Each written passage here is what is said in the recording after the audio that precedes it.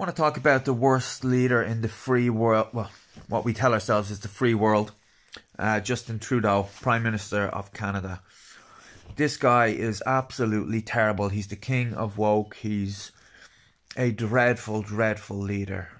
It's an eternal shame on the people of Canada that they not only got this guy into office but kept him there in the last election. But Canadians now are speaking up. They're having their say. They're sick of these mandates and restrictions and all of this kind of stuff. And they're fighting back. The Canadian truckers have caused a fair bit of disruption in Canada. And this stuff has, it's had a ripple effect throughout the world. People are standing up and saying no more, no more. This is done. Just as COVID is on the way out, why are these restrictions and mandates still so pervasive?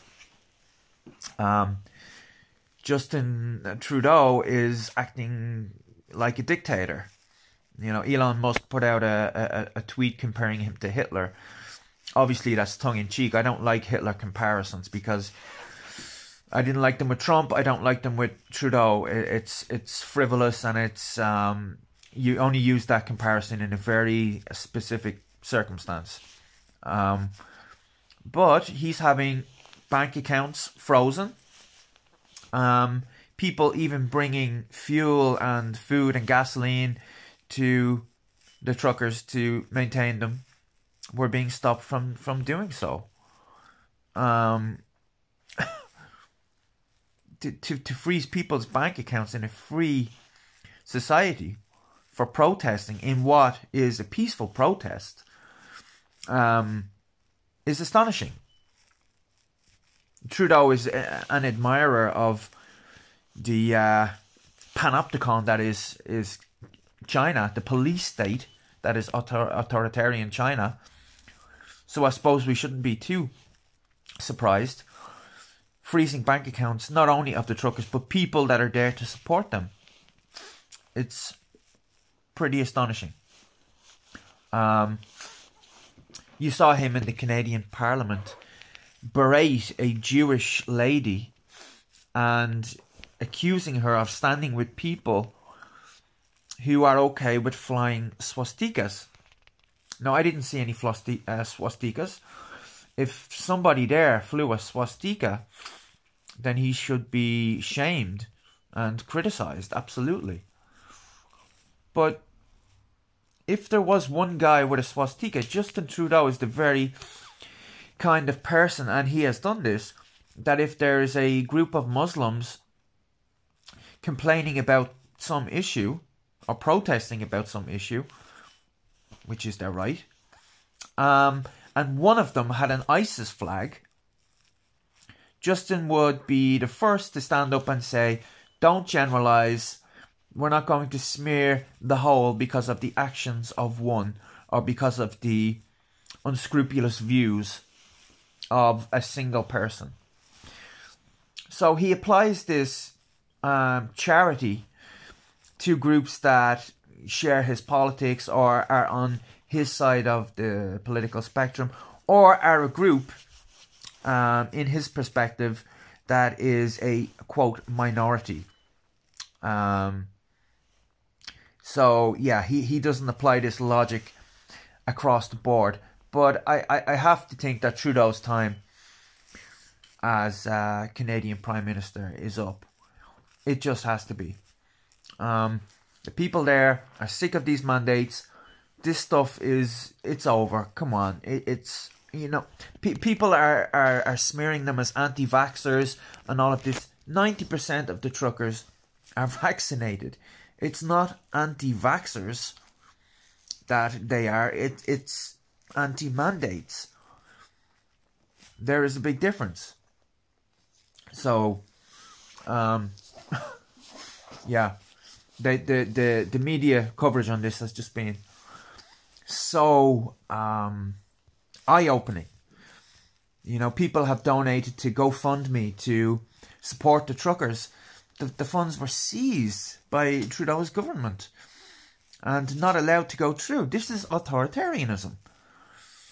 You couldn't get away with this in America because they're protected by the Constitution. In Canada is their closest neighbour, and you know, it's part of the free world. How can somebody get away with doing this?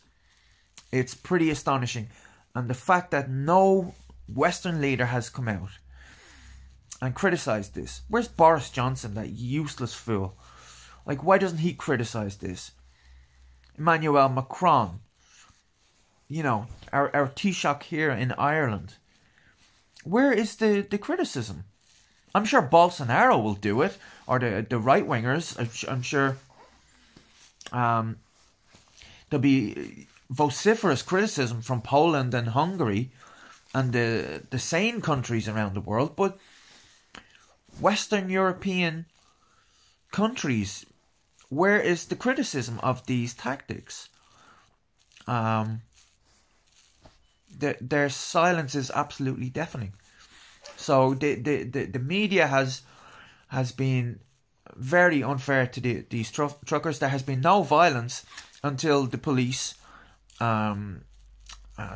started to try and forcefully remove them. Then there was a few scuffles and this and that, but violence was not what this was about. They had a clear message that they wanted to convey. They wanted to be heard. They wanted to stand up and be heard. But of course, Trudeau has his fingers in his ears. Doesn't want to know. He tells the Indian Prime Minister Modi that he should listen to the protesters when there was an issue in their country.